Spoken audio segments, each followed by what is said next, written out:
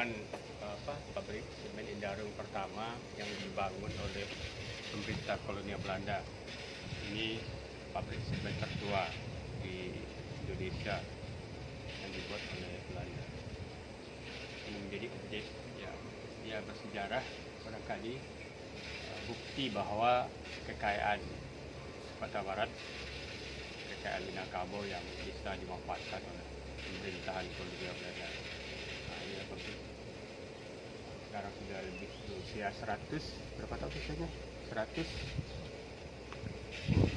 sejak 1910 ya, sudah berarti sudah lebih dari 100 tahun pabrik itu.